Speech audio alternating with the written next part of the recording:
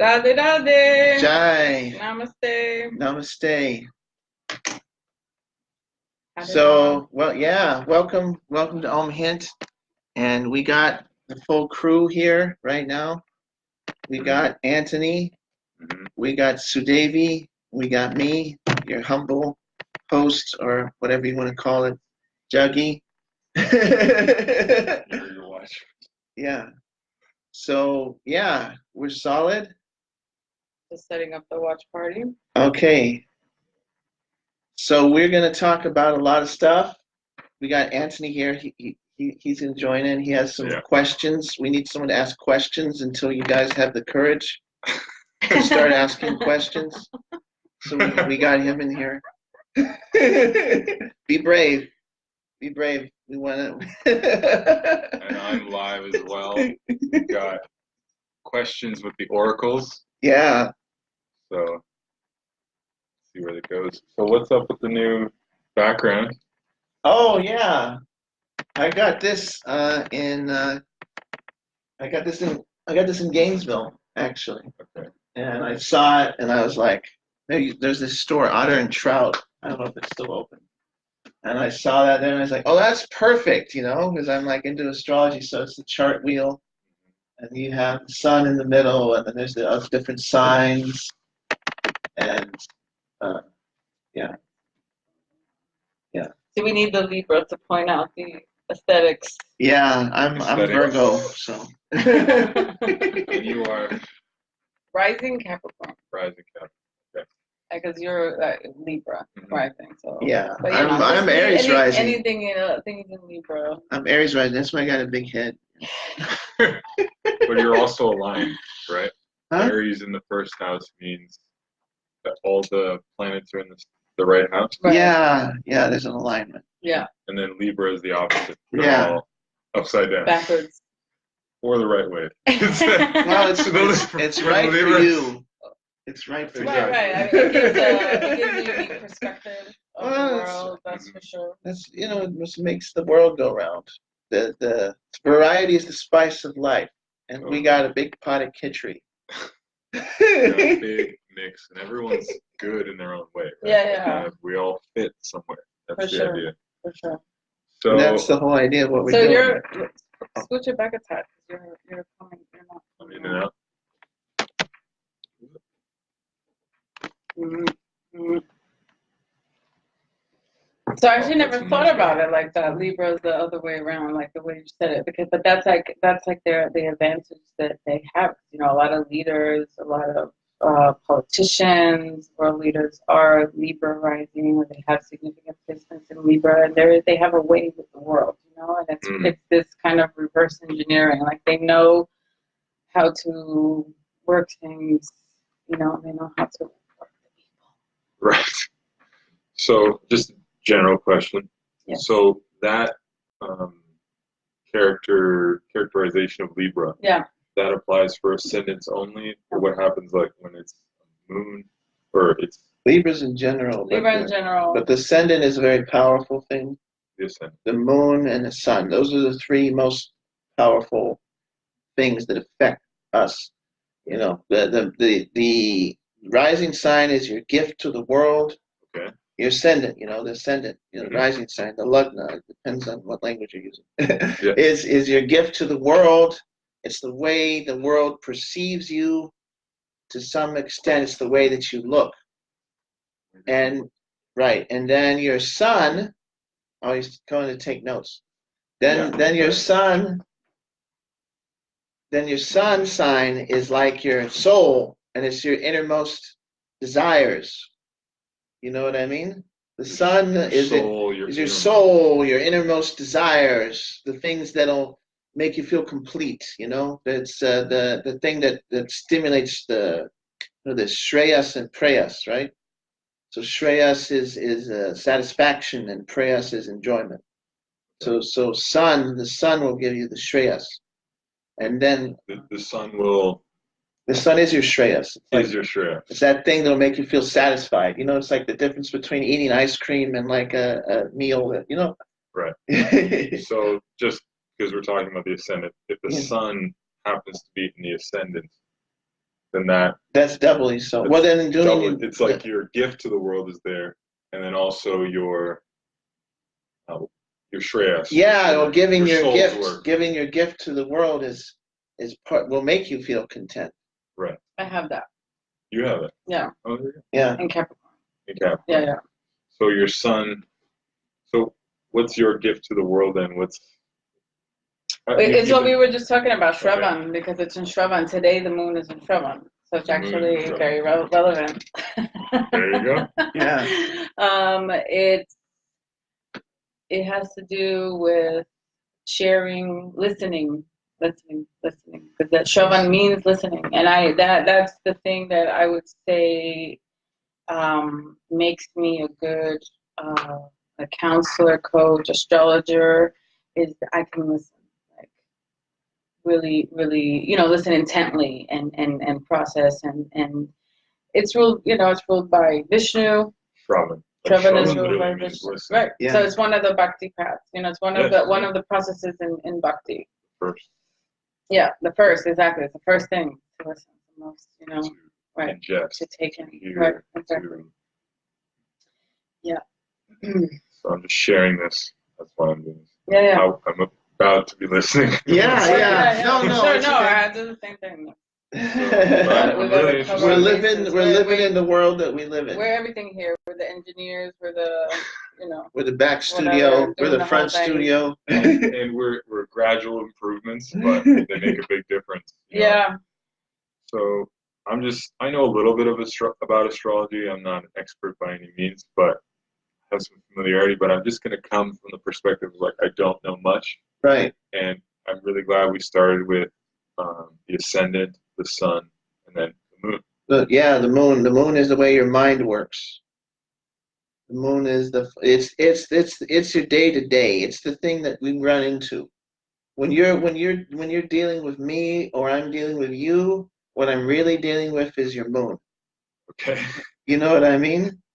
No, that's I don't. Okay. Okay. Just saying. The me that you're converse with and the me that you deal with 80 to 90% of the time is is me, and that's the moon. Okay, that's your thoughts, that's your emotions, that's your feelings, that's what you accept, that's what you reject. Right, the mental function. Yeah, that's the moon. The moon is like who you can't help but be.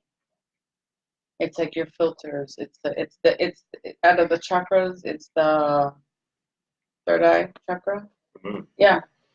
Okay, so what about the sun?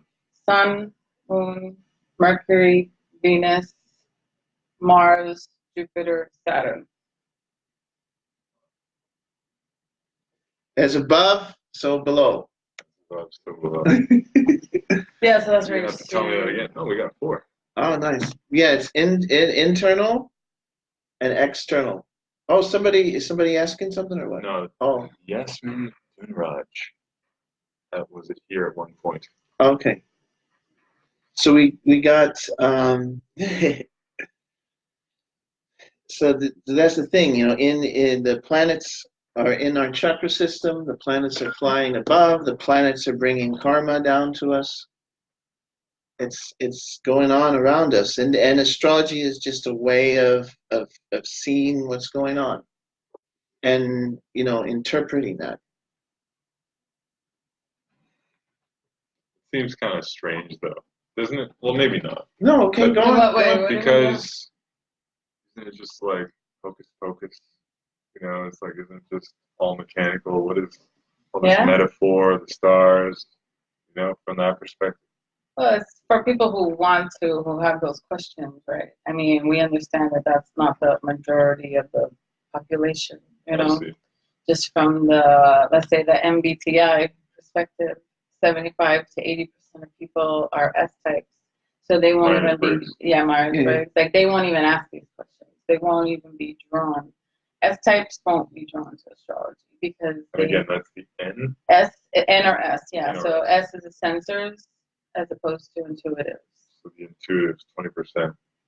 We question. So intuitives are the ones that out of them, they can be into astrology. like the, obviously not all of them necessarily, but like the propensity is more there, whereas the S types is more, they can really only observe the obvious. Yeah. Right. They can only observe what's in front of them. Like they don't there's not really like so much of an inner voice. It's not really like an inner like, why is this, why is that? They're just like, the systems that are in place are reality to them, and anything outside of that is just like fairy tale, like just like. So your question seemed like it was coming from those people. Well, maybe he's playing devil's advocate and asking a question, and that's why I answered it. But the thing is, the devil got clapped. Well, I could give another answer.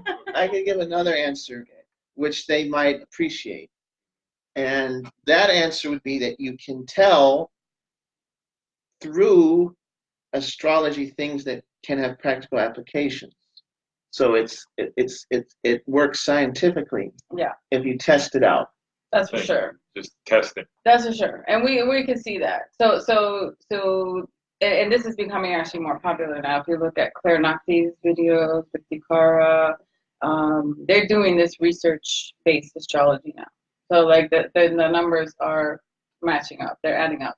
Wow. And we know because we've been doing it. So like it's not like we're just believing in this thing. No, it's like tapping into something. Yeah, it's not testing it out. You don't have to have faith. It's not. Yeah, and no you, faith. And you use that word tapping into. A lot of people get into tarot or other like Chinese astrology or all these other mystical technologies or metaphysical understandings.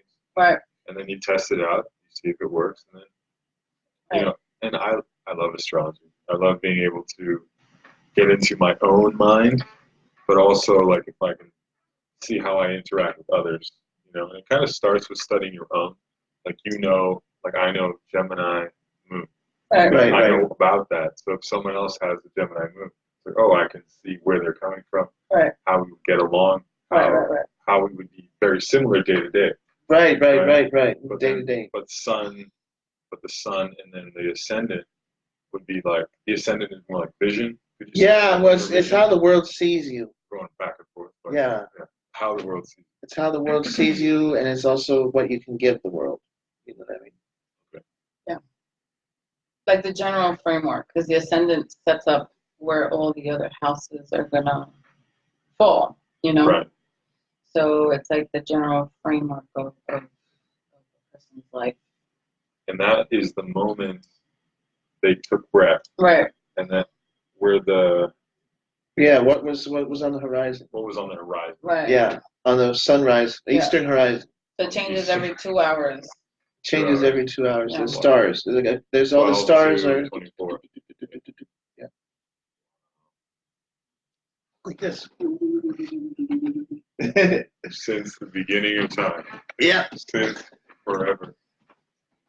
At least a while. Yeah, at least a while. Because we were talking about the other day, there was a point when, the moon wasn't even up there yet. Yeah, history. Yeah. The stories. So, we were going to talk about the Dasavatars. I was just thinking about how to memorize, like, Gemini is, no, I know Libra is 7. That's for sure. Yeah. And then I know Scorpio is 8. Yeah. Sagittarius. Right. Go through it. Yeah. 9. Or we're going this way. Yeah. There. Yeah. Sag, Capricorn, Aquarius, Pisces, Aries, Taurus, Gemini, Cancer, Leo, Virgo, back to Libra. Yeah. Give me the attention. So, like astrology can also help you analyze your own flaws and just be okay with it, right? Yeah. Or flaws like tendencies. Yeah, I mean, we have to be at peace. The idea is better because if we're too going against the grain of our nature, then we can't move forward, right? So it's like, okay, this is working, this is not working. Let's go with what's working. Let's see why it's not working, and focus on what can work, right? And also what we can improve, right? Also, because it's not like, oh, just, I accept that I'm a that I'm a cheater and a liar. No. Like okay, I have maybe these cheating tendencies, if that's the case or whatever. So let me, improve. But it gives more specifics on how to improve. It's like more because it gets really at like the underlying thing that's there with the symbology and all that. Thing. Yeah, well, to me, I would call so like the symbology shows us clues as to why. Let's say, what would be a good example of that? Go ahead. Oh, well, I was just going to say, modern science can say the how. Okay. How it really sucks at saying why. On a good day, they can say. On a good day, they can say how. On a good day, they can say that's how. The idea, right? Yeah, but they really suck at the why. The why. So it's why, right? Answer the question why. And you're saying clues. And astrology is good so it's the why. at understanding that's the why. Saying. Like that's why it's like the modern mechanistic science is really good. It tries to answer the how does it happen. And astrology is meant. Astrology, yoga, spirituality is meant to give you the answer of why. Why did it happen? Everybody that comes to an astrologer wants to know why. Why did this happen? Why did I go through legal trouble? Why did my girlfriend leave me? Why haven't I gotten married yet? Big one. Why I can't get a job? Why I can't, all these questions, all these things. And then also how, how can I get what I want? The whys, the hows, these are things everybody struggles with. And with astrology, it's a way of trying to understand the manifestation of the universe, look at its trends, like the trend forecast. They do that these days. Right, yeah. Well, this is a more ancient version.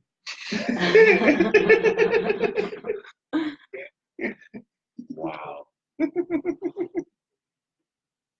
It's also like the be do have thing, because why is like be, the be do have thing. So like why is more goes to the be, Well, yeah. So can I explain the be do have? Yeah. I really like that. Yeah. It's so you become. Say you want to become an artist. This. Yeah. Well, I haven't heard it before. Okay. Okay. So say you want to become an artist. Okay, I want to be an artist. So what does an artist do? Right. So then you do what an artist does. You have to draw. Right. And then you have all this content at some point. And then it's going to get better automatically as you keep going. Well, that's what we're doing right now. And I was just imagining, like, we could have 3 mics. Yeah. And we're visioning this. Maybe we have some nice donors out there. Donate to the oracles. We'll send you some good vibes. Shameless, but very nice care packages, all kinds of things. We'll do yagyas for you. We do yagyas, and we'll teach you how. Crystals, energized crystals, yoga, Shakti butters, medicinal masalas, adapto chai. For you, I make no profit. For all of it, no profit. None of it. It's just a process. It's an exchange. It's an exchange of love. That's the idea. Anyways, forecast. We should rewind. You just said something. I lost it. But forecast. It seems like astrology is based on a lot of math as well. So there is a scientific side to it, like the measurements. Right. Yeah. Like how the numbers of degrees and knowing, what degrees planets are and where they fit, and the stars that they sit next to. Degrees of planets. What do you mean? Okay, so every sign has 30 degrees. Every sign has 30 degrees. So each 12. Yeah. 30. Okay. It makes 360. Full circle. Full circle. Full circle. Right. So every sign has 30 degrees, and so you can see, what certain degrees have certain stars associated with them. That's the nakshatra. Yeah, that's the nakshatras. Okay, I'm gonna go back a bit. So the degrees. So a planet would be every planet has to be within this 360, right? Yeah. Right. It's part of it. It's just what we look it's a at. plane to be ecliptic. So far, they don't go anywhere else. So far. Yeah, we don't want Mars on the Earth.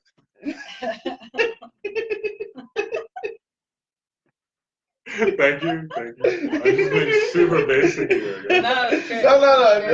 Good. So okay, we'll go with. We'll use me as an example. My Libra is like 2 or 3 degrees. It's like so. What does that mean in this scope? That means that when you were born, that on the eastern horizon, the 2 degrees of Libra was pushing over the horizon. And that's Chitra. Yeah. So Chitra is like the jewel of the earth. Yeah, it's like it means as pretty as a picture. It's ruled by Vishwakarma, so these people are very creative. I'm guessing. So you're talking about the person who is me. Or one aspect. Yeah. Right. Okay, got it. So you have a very you have a bit of a technical nature. You have an understanding of how you maybe think about how things work or how to create things. Maybe break things down, put them back together. Right. It's ruled by the architect god. Yeah. Right. Vishwakarma. Yeah, like like Vulcan. I've heard of him. Yeah. He's like the in all those myths.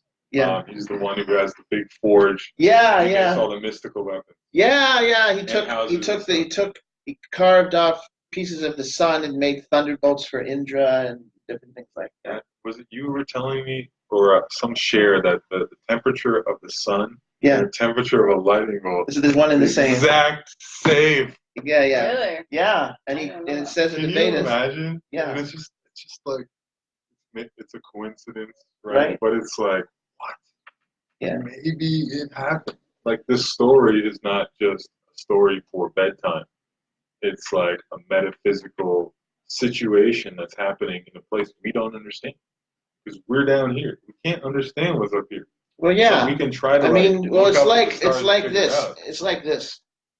I always give this example. It's maybe a little crude, but what I do is I say, if I was to throw this dollar to a chicken, I get $1. If I just throw it to a chicken, the chicken can see the dollar, just like how you and me can see the dollar. But the chicken, he doesn't know what it does. He just pecks at it, and he sniffs at it, and it scratches it, and then it walks away. Okay. He doesn't understand.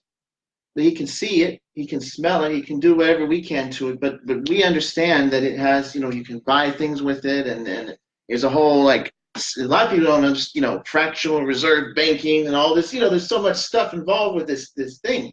Economies, people's whole lives, they slave away just so they can grab a hold of this thing. The chicken, he sees, what would they do? What's the use of this? I can't eat it. What is this supposed to do? Yeah, so the thing is that so we can see things that happen in the world, but we don't have total understanding of what's going on. A lot of people can see things, but we don't have complete understanding. Right. So we're like the chicken and the dollar. We're just looking at the world and we're trying to guess how it works. Right. But we don't have complete and total knowledge of what's going on. So we can say, that's what's going on. These people, they get their telescope and they try and look and see, or they get the, you know what I mean?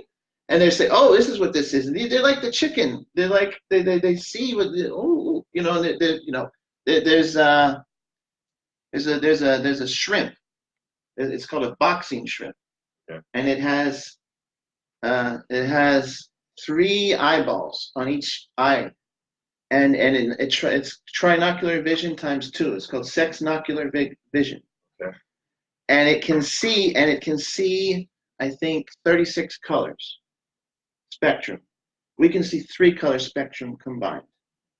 Okay. And a shrimp can see 13 or 36 or some kind of number of colors mixed together. Why? Well, it's just what it can do. It changes its colors, and it can see things that we honestly can't perceive at all. Right. And this is a shrimp. Because it needs that experience to protect itself. Right. Down there. It needs to pick up anything from that place. Right, and this is just a shrimp. So, okay, and he's seeing things that we can't possibly even conceive of. Colors that you can't. There's colors that you can't imagine. They exist because the shrimp can see them, but we can't. Okay, that's just colors. So there could be senses out there. We think there's 5 senses in total. There could be planets where there's senses that people developed that we don't have. There could be places, there could be 1,000 senses. And we think we know absolutely everything because we have 5 senses. And we think we have the definitive answer for everything. 5 imperfect. 5 imperfect senses. And imperfections blasting off in between them. Yes, and I have 3 color vision. I have 3 color vision. I have very imperfect senses, and we think that we know everything in the creation. This is the arrogance that people have. I think I have it. You know, and so there's so much stuff. There could be things. So there's so many things that we can't perceive. And so people that can do meditation or do other kinds of things, they have visions of other realities, and then they share them with us. You know what I mean? And then some people, maybe the S types, I don't know, but certain people, they just laugh at it. Yeah. Because they can't think. They can't think. It's hard. It's hard to come to understand. But it's if you actually step back a little bit and think about it, you're like, wow, this whole world is filled with so much stuff. And if you just have a closed mind, you know what I mean? But people, it's just the kind of way that people are. There's a certain, and astrology is just a way of developing your consciousness, so maybe you can see things a little bit differently. And there's practices within astrology that give you that kind of understanding. There's practices in yoga. There's practices of mantra, of meditation, and different kinds of things that kind of give you a bigger understanding of what's going on in the world, another sense of what's, because at this point, for me, astrology is just channeling. I just look at a chart and I hardly even think about much stuff. And it's just like I can just see the figures and it just starts dancing, like for lack of better words. I mean, I think we could also explain it like you've been doing this for a while. So Yeah. all like the subtle machinations, you don't have to think about it so much. You see the bigger picture. And then like you said, your channeling capacity, your mantras, your tantras, your yantras. Right, all these things are adding up, and then you're into that realm. Yeah, And then what's happening, I'm just going to analyze the situation, is like you're in these realms that, they don't speak English there either. No, it's like it's another language. It's another language, another feeling, it's another sensual experience. Yeah. And then it comes out in English words. Yeah, and that's my job, and it really helped that for a long time I was a storyteller. Oracle. Yeah, Oracle. This is Oracle. What is it? Own? Yeah, Oracle Master Hub International. This is what we're doing. We're channeling, and that's, believe it or not, that's what's up. Yeah. So we're just trying to use English, and I'm actually trying to learn other languages, getting to Sanskrit, getting deeper into that, so to be able to communicate the truth that's inside of us.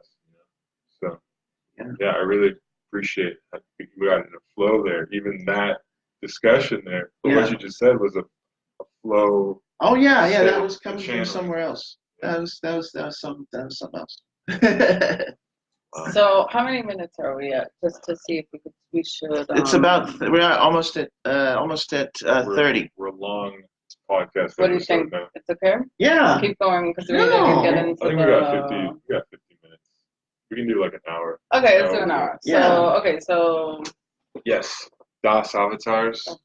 Yes. So where do we start? Okay, well, let's start with start at the top. Start at the top. Start at the sun. Sun. Yeah. Start at the sun. So see, here's the thing. Well, all the planets have ruling deities, and so you can correlate those with the different avatars of Vishnu.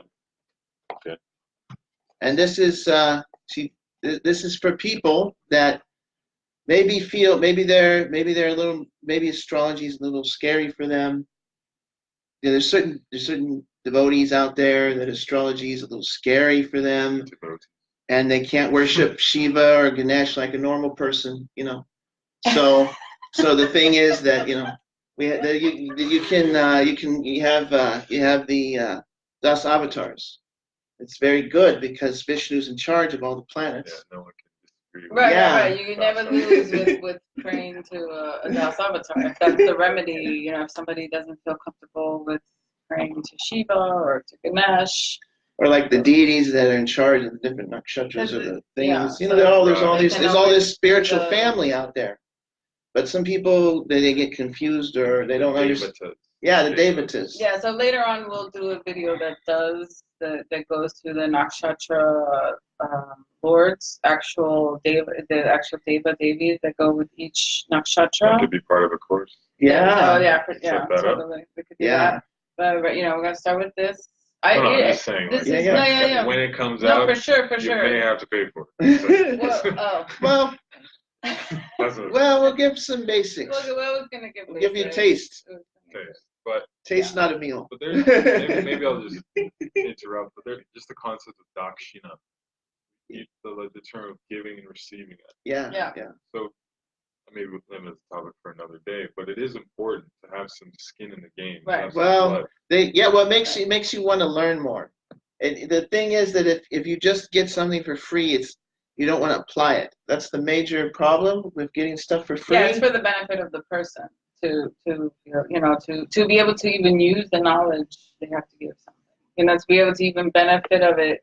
Something. It can be a stone. You know, sometimes like if that's what they can give. You know, like that's just sweet words. Anything. Well, you know. Water. Something that takes effort, a little bit of effort. You can bring some sticks for the guru. Keeping in mind the effort that was put into, you know, talking to the person like that. Right. Not channeling the knowledge. Takes effort. Yeah. Takes plenty of effort. And also the time you've taken to cultivate this knowledge. Yeah. I mean, people, you know, I can get into that whole subject. You know, it's like people who just want like free stuff. It's like they're not, you know, it's just like, it's kind of like, it's like, you know, they want something.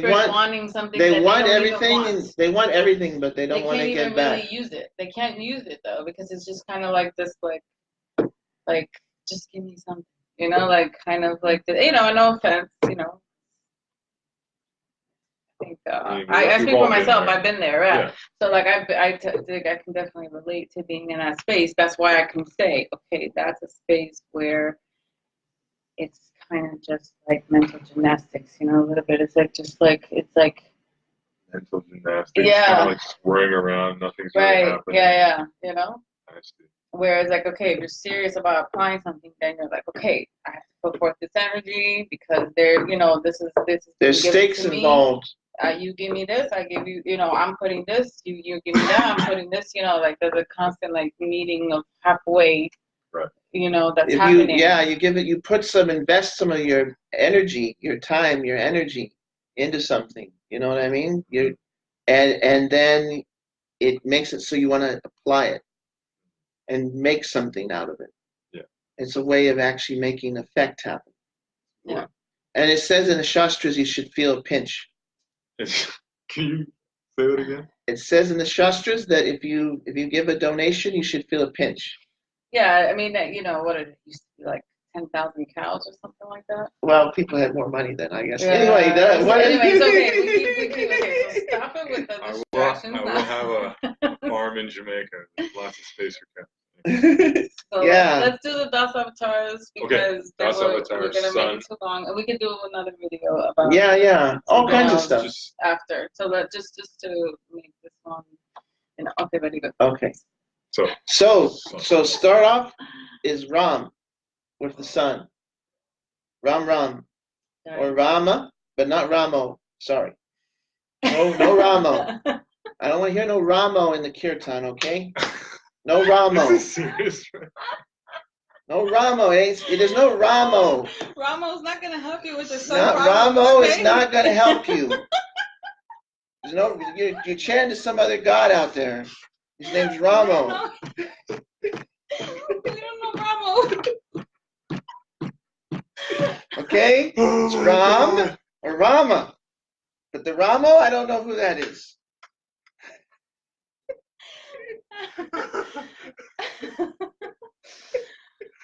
Oh gosh. If anyone's actually watching this, that would be funny. I'm just kidding. This is very important knowledge. Please share this with your people. This is important. Seriously. Whoever's watching this, hit the share button. But yeah, so Ram, there is a certain pronunciation, and Ramo is not there. It's not how it looks. Yeah, artistic license should go so far. Let's not go crazy mispronouncing. I mean, do the best you can. Oh my god. Okay, let's go right to the chakra. So that's the Ram is the Lord of the solar dynasty. Right. Ram is Lord of the solar dynasty. He was born at noon when the sun was at its zenith. And pay attention to that too, people. I don't get this fasting till evening thing. That's weird to me. But anyway, so he was born at noon. Okay. I'm just saying. Is that what it's his show. It's his show. Is that what they do on Ram's birthday? They fast till evening? Yeah. There's some people do. Some people do. Sunset. Till sunset, yeah. I don't get it. Sun's going down. He's the Lord of the solar dynasty. He's born at noon. I don't know. I'm just saying. Okay. So then you got he's the Lord of the solar dynasty. So if you worship Lord Ram, if you have a sun problem, then he'll fix it. If you have a problem of sun in the chart, if you worship Lord Ram on a Sunday, worship Lord Ram. Sunday. Ram. Yeah, it fixes the problems. So then a little bit more about why Ram is the sun. Aside from being a solar dynasty, he's the king. So sun is the king. Also Maryada, he's the ideal. He's everything about his life was ideal, ultra ideal, the sun, scorchingly ideal, it was just, the way his life went was very sacrificing for Dharma. One wife, too. Ekapatni for right. Ekapatni Vrat.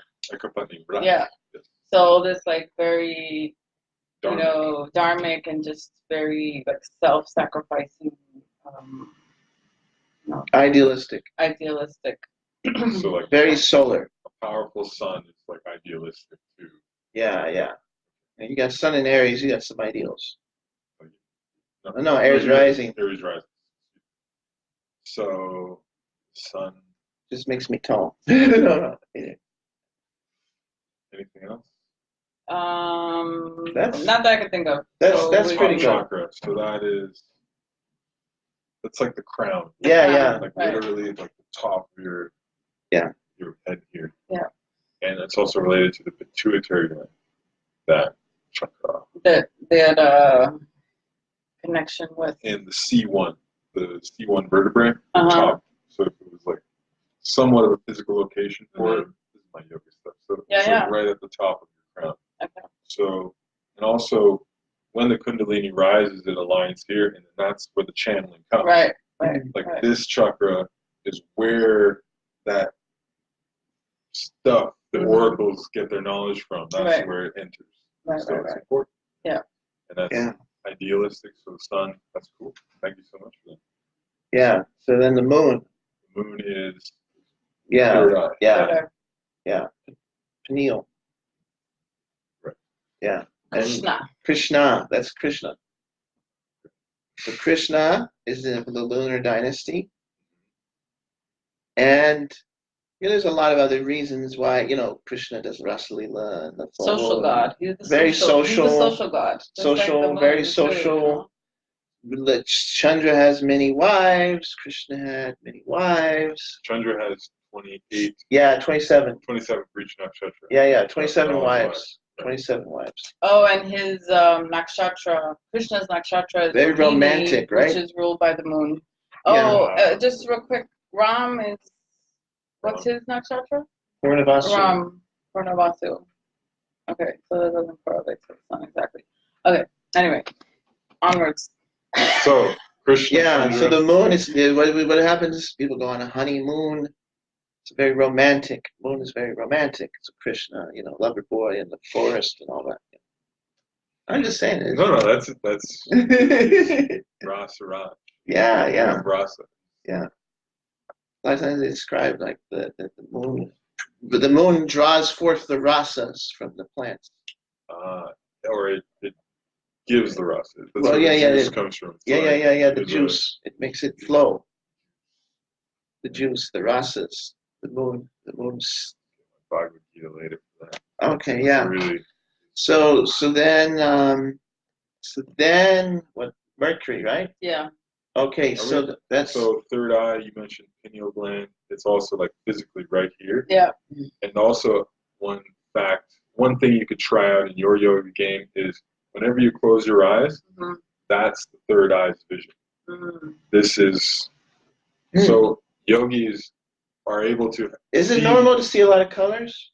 Well, I mean, my cognitive experience is much different than all of yours. Yeah. So I don't know, but have you heard that? This is. No, I mean, that should be something I'd like to ask you people, because when I close my eyes, I see all kinds of colors. I usually just see like the reflections of the lights around me. I'm not so subtle yet, but at some points you can perceive everything around. Yeah. Right. That's happened to me sometimes when I close my eyes, and then I can see around me a little bit. I have a lot of stories of that. They'll sound very metaphysical. Well, she's very a Pisces. Crazy if I get into it, but like she's a Pisces moon, so they're like, woo! Like I'm always. She's Pisces moon, like, so she. I mean, Pisces is the highest evolution of my moon sign. Okay. She's the highest evolution of my moon sign. I mean, there's that awareness there. Oh, she's a water. Okay. I'm a water sign, and I'm a Cancer. That's the lowest form of water sign. First, primary. It's the first. Primary. And hers is Pisces, which is the most evolved one. And Gemini is somewhere in the middle. Well, the Scorpio is in the middle. Talking about water signs. Water. Oh, so not only water signs, but nakshatra is ruled by Saturn. So like his not there's more. There's like all these. There's a lot of depth, but we're talking about something else. So moon also is Krishna says in the Bhagavad Gita. Yes, I wanted to have Krishna says in the Bhagavad Gita, I am your remembering and your forgetting. So this is also correlating back to the third eye. So this is our awareness. This is our. So it's up to him in this chakra whether we remember something or forget it. Mata Smritir Jnanamapo Anamcha.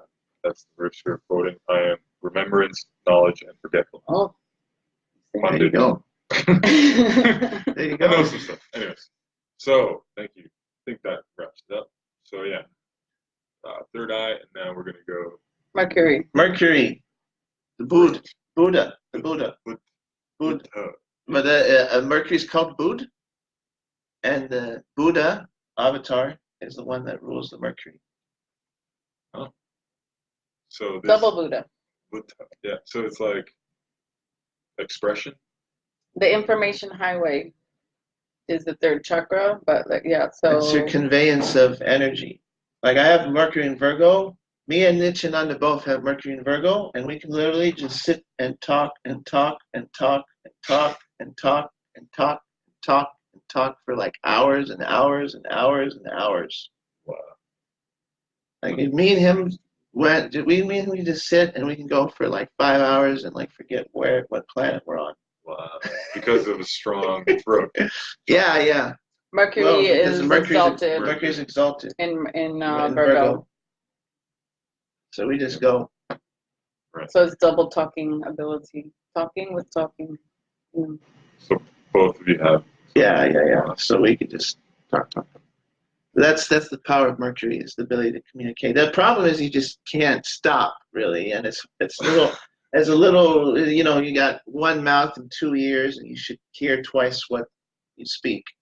But unfortunately, we just go every talking at the same time. Yeah. Well, maybe he's listening. Yeah. Exalted. Well, see, that's the thing. That's the problem. For every exalted planet, it has a little bit of a problem that goes along.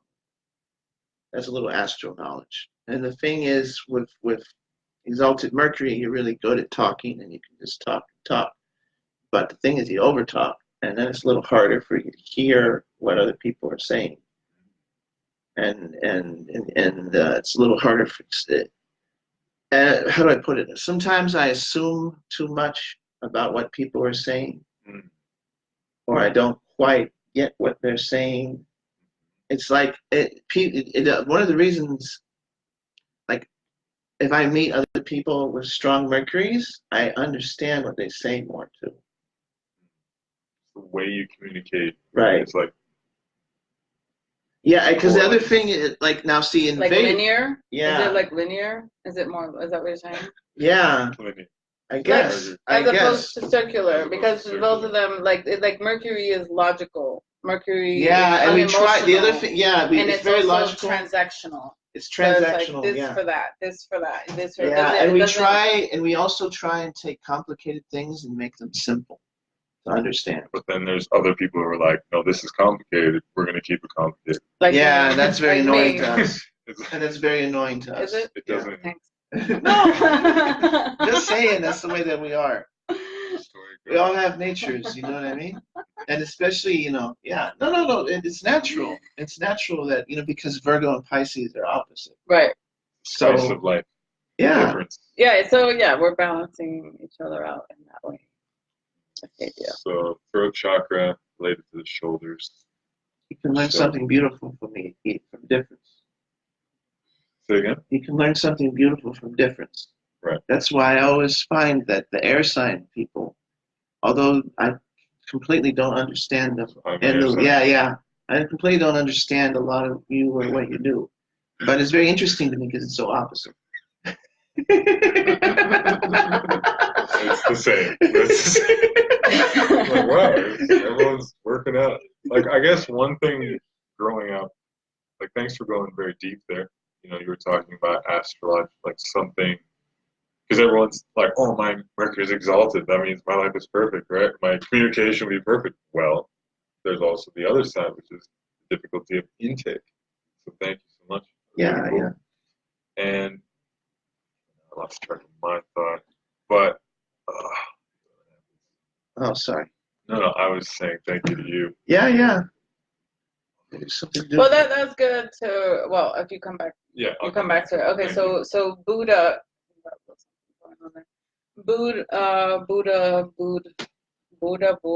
Mercury.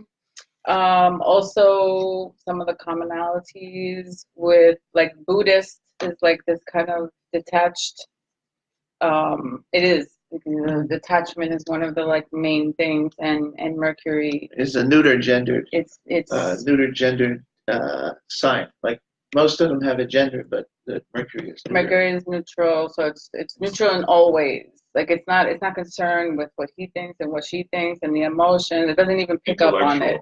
Intellectual, completely logical. That's Buddha. Completely right. Yeah, exactly. Right. So there's that. Just talking about the weaknesses, just for quick, Pisces, has that ethereal sense, picking up on stuff, but Mercury is actually debilitated in Pisces. And everything has a downside. There's also, so like, it's too ethereal. Like, Pisces, like, oh my God, what is all that? I mean, Mercury, like, the intellect in Pisces is like, what's all this? Because Pisces, here's just my understanding. I mean, I'm coming from the opposite side, but I kind of can, because when you're coming from the opposite, you can almost see where the other side's coming from. Right. And then you can correct me if I'm wrong, the observation. But Pisces, it's like they have these pictures that says, this is what I think, and this is what I think. This is what I think. This is what I say. You know what I mean? So it's bigger. Yeah, this is what I think, and this is what I say. It's like Pisces have this. They think so much more and deeply that to try and put into words what it is that they think, it's a little difficult. Yeah, where like Mercury is like business and the salesperson. Like, okay, how can I package this up so that it's ready? You know, like, and Pisces like, no packaging here. Like, it's not happening. You know, We're like, just gonna stay up in the mystical yeah. realm. We're just gonna stay here. So obviously, in this world, there's plenty of weaknesses when you have a lot of Pisces. So, you know, it's hard to be understood, to understand certain things. A lot of people don't understand us. You know, like that's the Pisces story. You know. They can so understand. You find other Pisces. There's fish swim together. There's two fish. You look at the picture. It's two fish. The fish swim well together.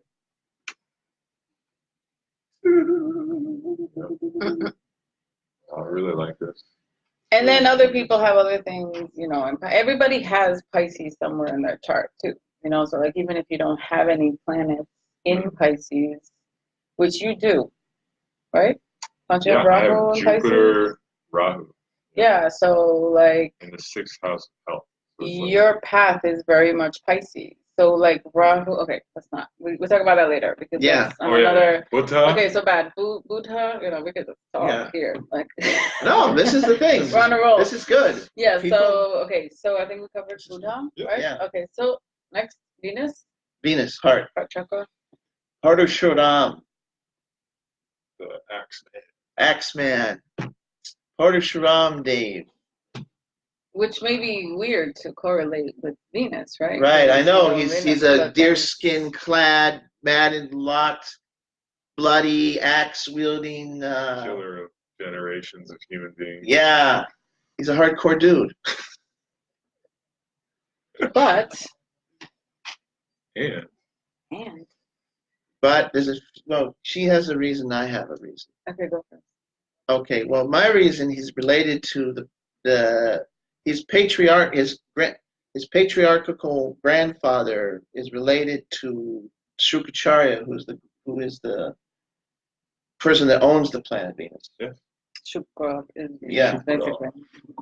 So he's related to Venus. So that is a reason that he's connected. But then she has a reason. Well, I guess along that same vein, like he was killing the Kshatriyas to make way for the Brahmanas. Venus is a Brahminical planet. And then also, peace and harmony, and wanting a higher reality, for better or worse, you know, like. Yeah, there was too many warriors on the face of the earth who were causing too much trouble and were abusing the system, so he massacred all of them. Like 17 times. Yeah, 27. Some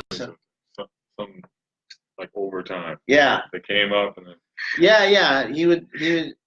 As the generation. Yeah. He would take a break, then they would grow up, and then he'd knock them down. There's a story in Brahmanda Purana has the most extensive version of the Parshuram story. Wow. It's 28 chapters. Oh wow. Very good to know. Yeah, I can speak that. Brahmanda Purana, I can speak that. Okay. That's something that I can speak. Get back to that. Yeah. For sure. That's very. So solar plexus. Can I show my heart, and then solar plexus? Yeah. Hey, it's like right here. It's the heart chakra. And then a little game you can play is you can try to put your intention forward and then backwards, just with any of these chakras. So they have a physical spot. So anytime you're doing yoga, anytime you're trying to meditate, try to develop some awareness here. And then all this subtle information, it's not like you're going to remember all of this, but it goes in, and then your body can kind of process it, right? You know, in some way, in some form. These chakras are always working. Yeah, no, you know what? That's very true. There was another yogi that I was, this whole thing about by the time the energy gets to the heart, we can decide which direction to send it. It's like that's where it can go in different directions. A little, you know. Yeah, I don't know the technicalities of that too much, but I when you said it, I was like, yes, I remember that. So yeah. Like direct your heart. Direct. Okay, so heart chakra, just again, that was Parshuram, Venus, Shukra. Yeah. Kind of the Brahmana. It is pretty dynamic. Parshuram, Venus. Yeah. It takes some discussion to really kind of reconcile the opposites. But so can we go to the next one then? Yeah. So that would be Mars. Mars, energy, Manipura chakra. Yeah. Yeah. Right under the belly button. Right.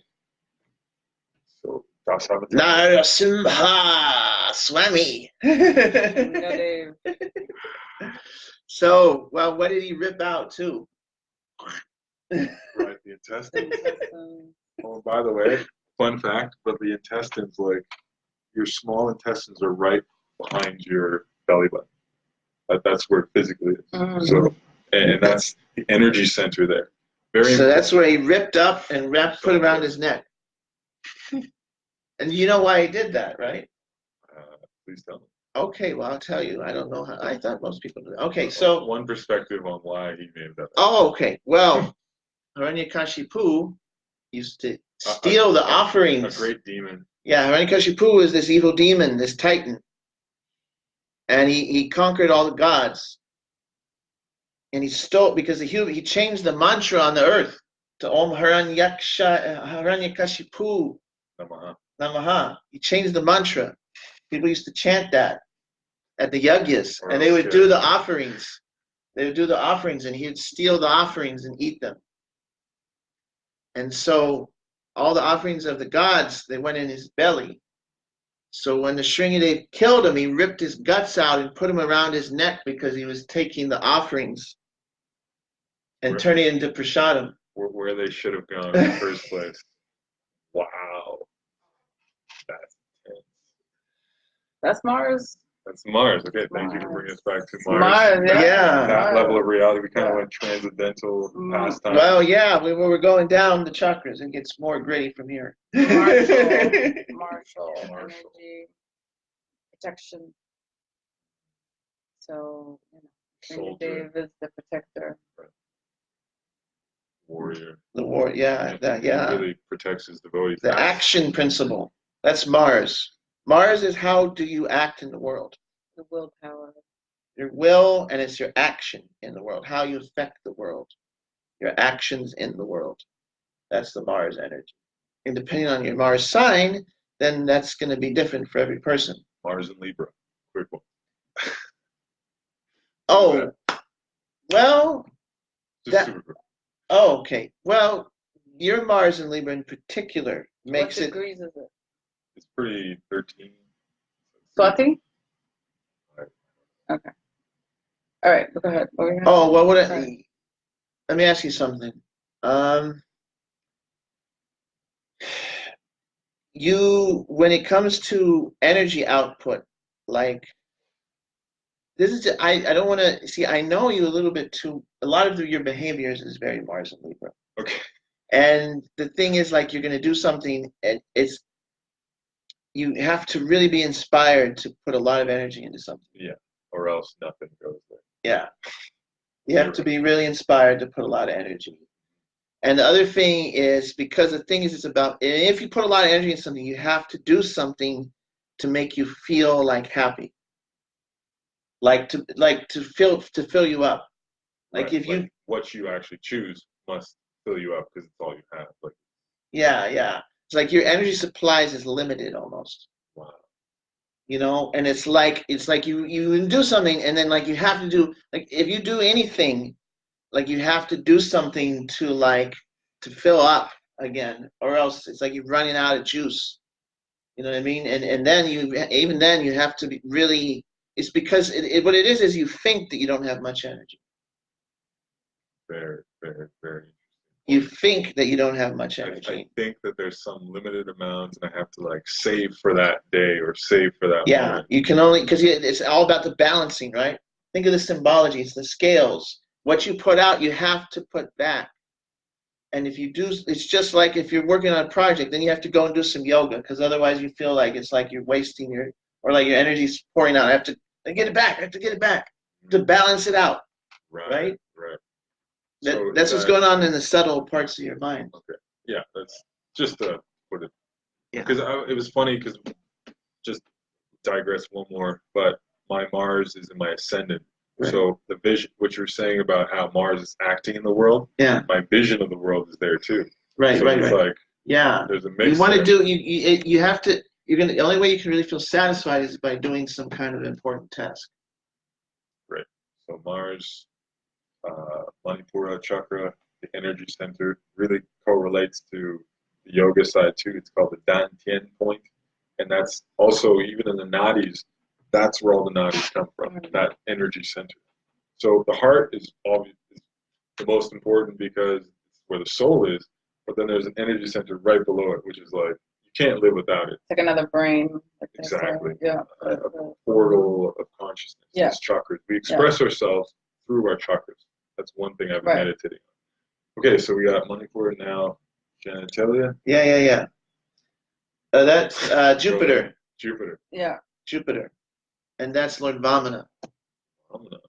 Vamana avatar. So where to go? Okay, well, so he's Brahmin. He's a Brahmin sign. So that's one thing. Jupiter is a Brahminical planet, right? And he's a Brahmin sign. And so when he starts off, it's very small, right? Yeah. He's a dwarf. That's what. Vamana means dwarf. Mm-hmm.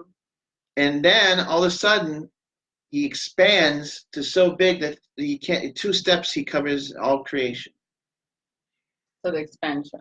Jupiter is about expansion. And the genitalia. Oh, well. Creation. Yeah, creation. Yeah. Procreation. Yeah. Procreation. Yeah. Procreation.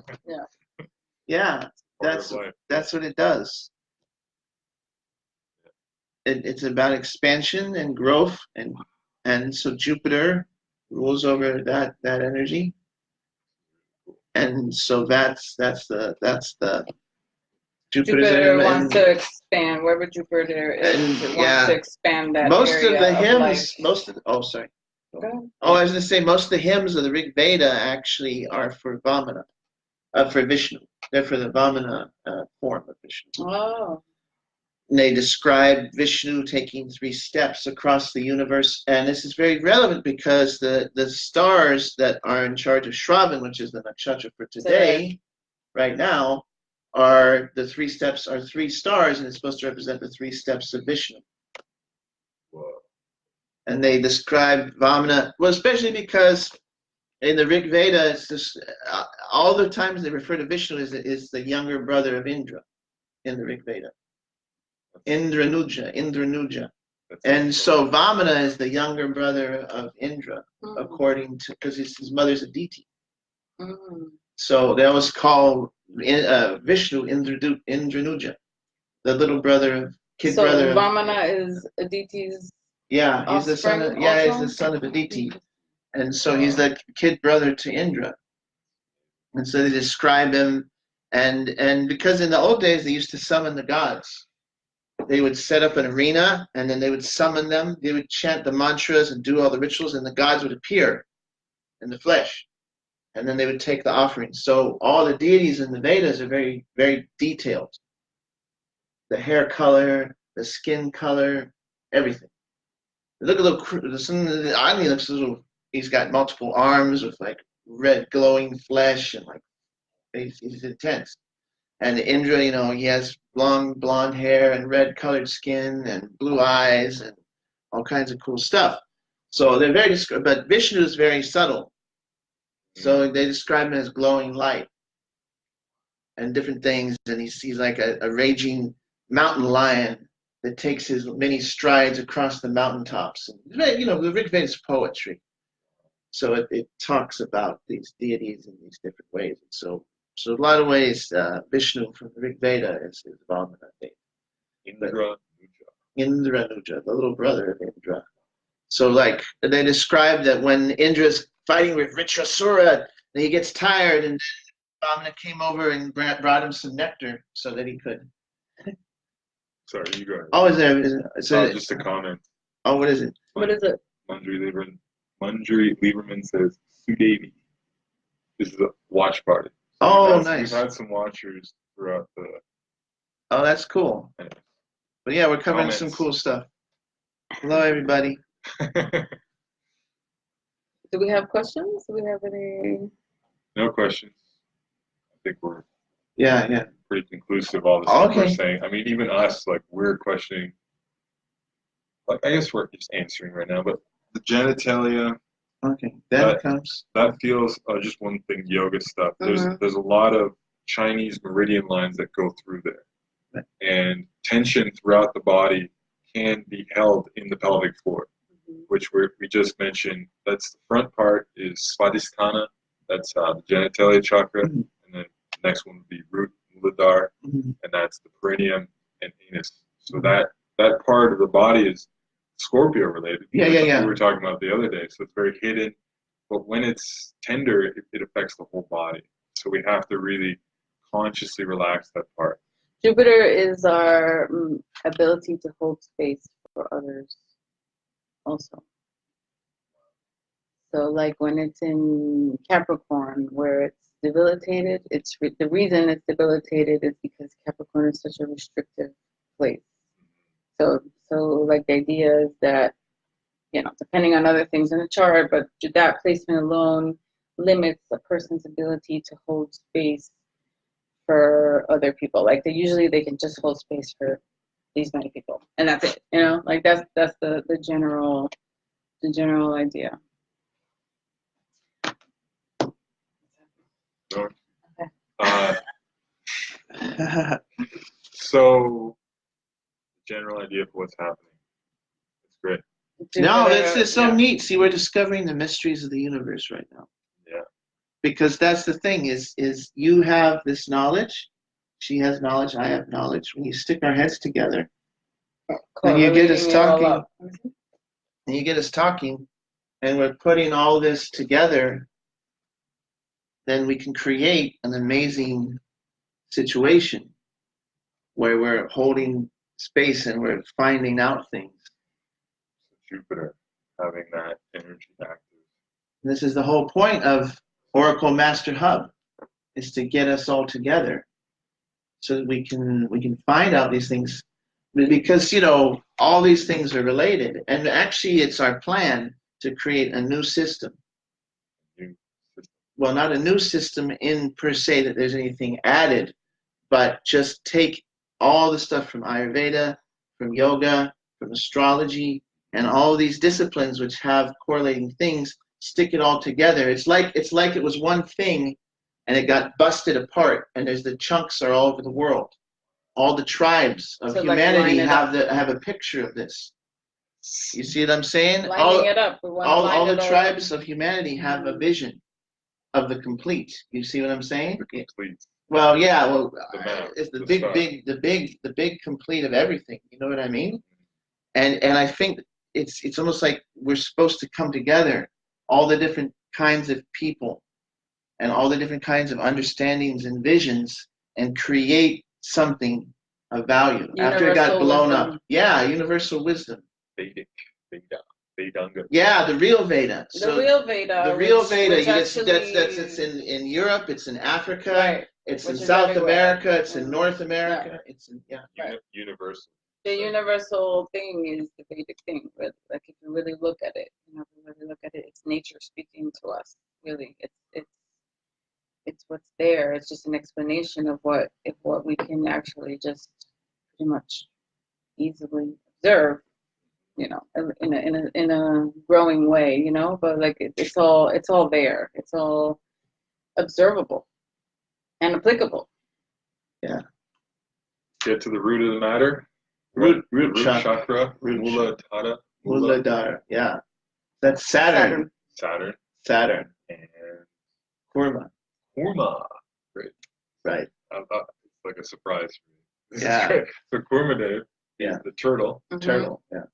Part of the churning of the milk ocean. Churning of the milk ocean. That's a huge story. Yeah. Lots of history. Well, there's some. That's where the moon came. Yeah, the moon came into existence. Right. So the moon came into existence. So the thing is that they churned.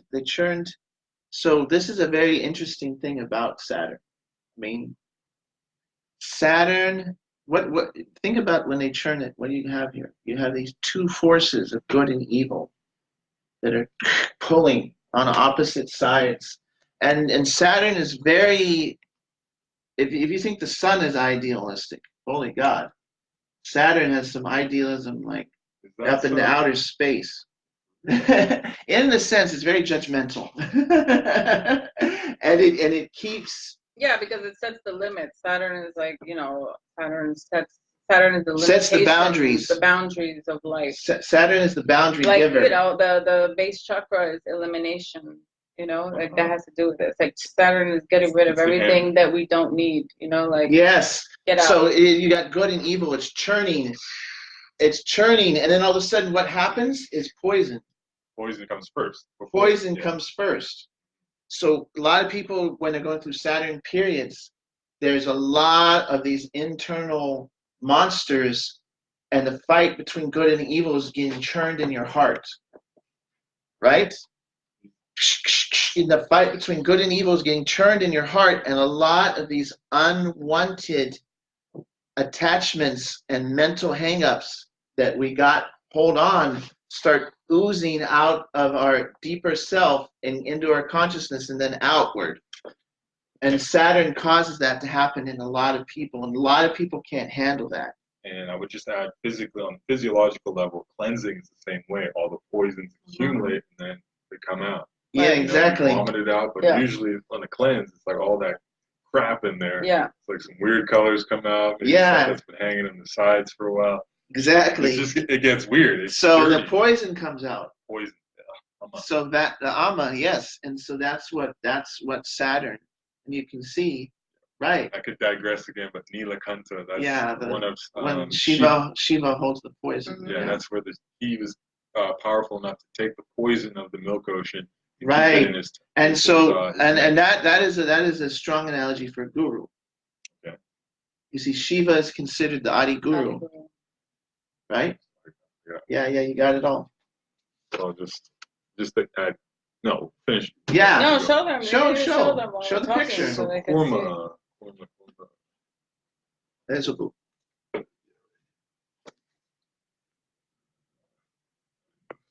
Yeah, there's Krishna in the middle, of course. But Kurma, we'll put a link down there, especially on the YouTube upload. We'll link you up. There's Kurma. Anyways. Yeah. So Shiva is a very good example for a guru. He's the Adi Guru. And so the other thing that happens is we have these offenses in our heart, right? Offenses in our heart. So that when you're doing the sadhana, then they come up. And so Shiva Baba is there and he's sucking out the poison. Saturn is a friend of the devotees. Saturn wants us to be devotees. He's a devotee. He wants us to be devotees. He wants everything. His whole point is to help us be. But he's got a rough job. Devotees. He's got a. He's got a think, as they often say in the scriptures, the thankless task. Yeah, because everybody. He's sweeping. He's the one, and everyone gets their karma. He has to be that harsh reality.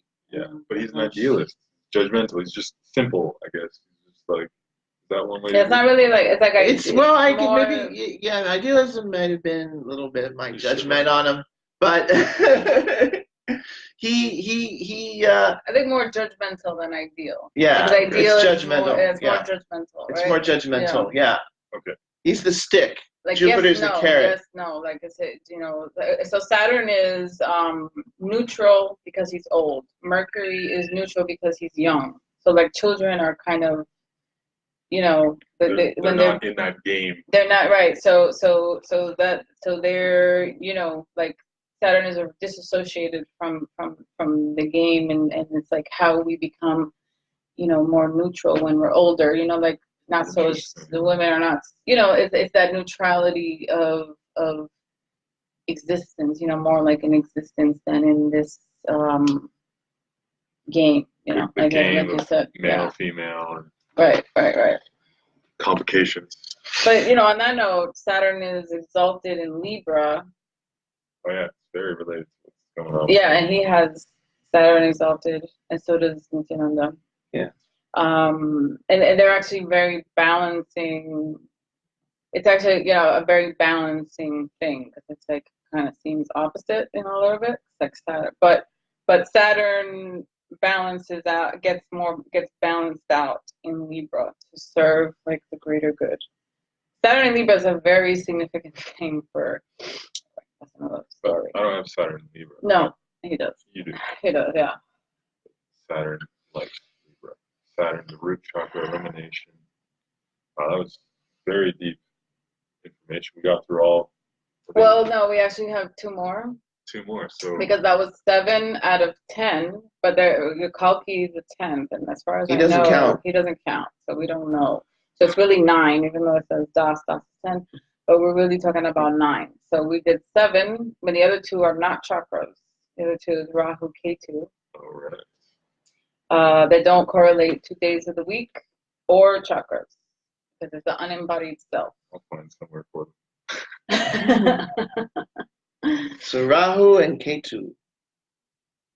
Yeah. Also, we can call them the lunar nodes. Yeah. The head of the dragon. The head of the dragon. And the tail of the dragon. Rahu's the head of the dragon. That's what they call in Western. Right. Yeah, because Western astrology does not acknowledge Rahu and Ketu. Well, they just call it differently. I mean, it's just a different they call name. them the nodes. Yeah. Like, there is a. Or the dragon head or the dragon tail. Right. Either way, that's their terminology for it. So Rahu would be male, Ketu female. Can we say that? I'm just. No. It's one We're person. Not go there. One Just person. one person. Just split. So Rahu's the head, and So Rahu, Ketu is Matsya. And Rahu is Vraha. So those are the deities. Oh. No. Those are the deities that rule those 2 signs. But they have no place in the body. No place in the body, because it's like Hungan and Mungan. Okay, I read too much. I read too much mythology. Okay, it's like the different kinds of consciousness. Jesus. Okay, sorry. Just watch when I start speaking Latin. Vraha. Matsya. There are 2 ravens that sit on Odin's shoulder. Odin.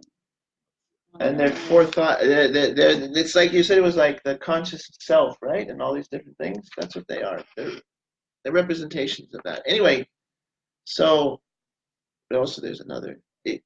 So how they're related to these avatars is the question. How are they?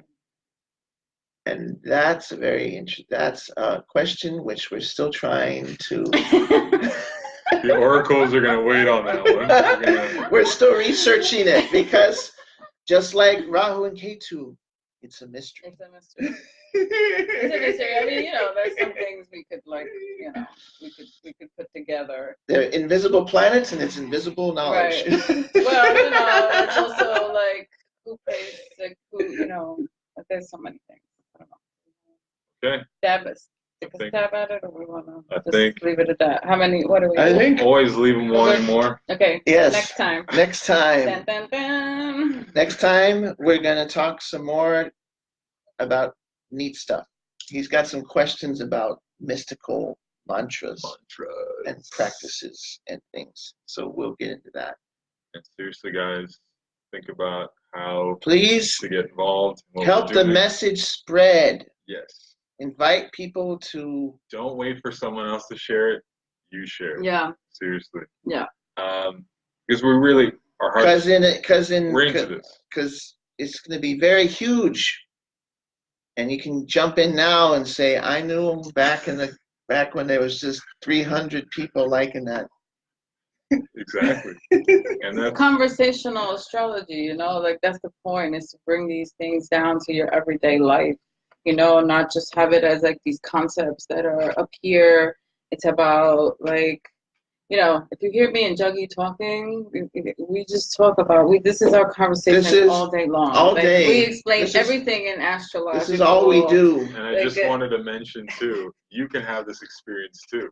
If you call us up, you can be the one-on-one. We'll be talking just about you and your chakras and your metaphysical life through this lens. Yeah. Right. That's what we do. That's our service.